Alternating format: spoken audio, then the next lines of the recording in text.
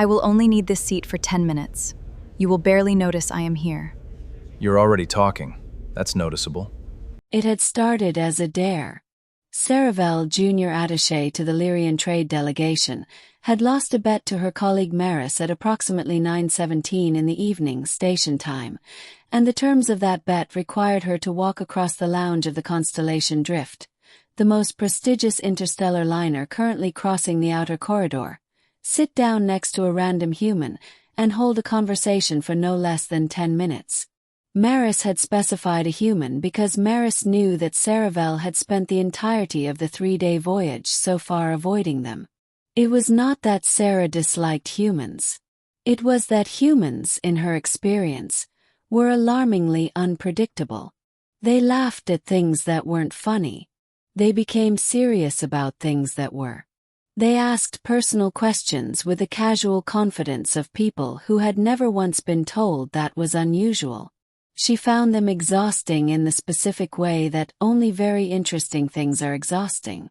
She had scanned the lounge for the least threatening option and selected the young man sitting alone at the corner table by the panoramic window. Long hair pulled back, black jacket, 2 untouched glasses of amber liquid in front of him, reading something on a flat document folder with the focused frown of someone who was not having a good evening. Safe enough, she had decided. Distracted. Probably wouldn't talk much. She sat down across from him. He looked up.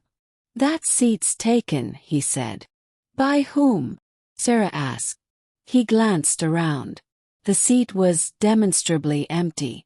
"By the concept of my wanting to be alone," he said. "That is not a person," Sera said. "And this is the only available seat in the lounge." Both of these statements were entirely false. There were 4 empty seats visible from where she was sitting. She had no idea why she said it. He looked at her for a moment with the particular expression of someone doing the mental arithmetic of whether an argument was worth having, and then he looked back at his folder. "Fine," he said.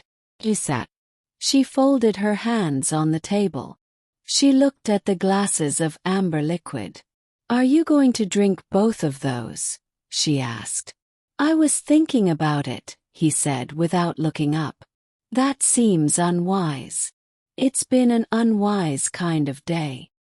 His name, she learned over the following 10 minutes, during which she had absolutely intended to leave but somehow did not, was Dax Marrow. He was 24 years old, human, and he was currently in possession of a contract document that represented 18 months of negotiation work for a freight licensing agreement that his company's legal team had just informed him, via message received 40 minutes ago, contained a fundamental error in the jurisdiction clause that rendered the entire agreement unenforceable under outer corridor trade law.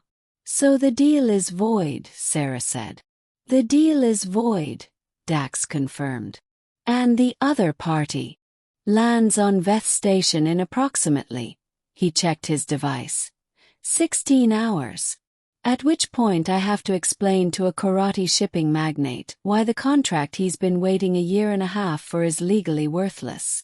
Sera was quiet for a moment. She picked up one of the amber glasses and turned it in her fingers. "The karate magnate," she said slowly. "What is his name?" Dax looked at her properly for the first time. "Genvor." "Why?" Something shifted in Sera's expression. Not alarm, something more precise than alarm. Recognition. "Genvor," she repeated. "Of the Vor Shipping Collective. You know him." "My delegation has been negotiating a parallel freight corridor access agreement with the Vor Collective for 7 months, Sera said. "We reach Veth Station in 16 hours. We are scheduled to sign tomorrow morning." They looked at each other across the small round table. "That's either a very strange coincidence," Dax said slowly, or Genvor has been running 2 parallel negotiations simultaneously, Sera said, for routes that overlap at 3 key junction points, which means that if both agreements were to be enforced simultaneously, they'd contradict each other, Dax said. He sat up straighter. He'd have legal grounds to selectively enforce whichever one benefited him at any given time and void the other. It is a known karate negotiation strategy, Sera said. We call it the double current. Run two streams, let them collide, profit from the chaos. And my jurisdiction error just accidentally stopped one of the streams, Sera said. Yes. The 10 minutes Maris had specified had long since passed. Neither of them was counting. They spent the next 2 hours at that table with a document folder open between them and both their devices pulled out, cross-referencing the overlapping route claims against outer corridor trade law. Dax knew human commercial law with the detailed fluency of someone who had spent 3 years learning it the hard way. Sera knew Lyrian trade protocol and, as it turned out, a considerable amount about karate negotiation tactics that she had learned from her predecessor's very expensive mistakes.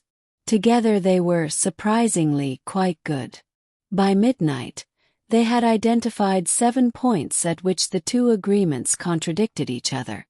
By 1 in the morning they had drafted a joint legal memo, informal, not yet signed by anyone with actual authority, but structurally sound, that proposed a 3-way renegotiation of the overlapping routes that would actually benefit all parties more than Genvor's original scheme. Dax leaned back in his chair and looked at the document on the table. He's going to be furious, he said. Briefly, Sera said.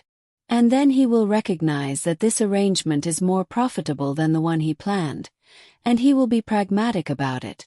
Because karate magnates are always ultimately pragmatic. You sound very sure. I have been dealing with karate magnates for 2 years, Sera said. They are furious for exactly as long as it takes them to calculate the numbers. Dax looked at her. The lounge had emptied considerably around them. The starfield moved slowly beyond the panoramic window. You sat down because of a bet, he said. Was not a question. He had figured it out around the 90-minute mark and had not said anything until now. Sera considered denying it. Yes, she said. 10-minute conversation, he said. That was the original specification, she agreed. He picked up the second amber glass, finally, and held it out across the table. She took the first one. Best bad bet you ever lost, he said. Sera looked at the glass.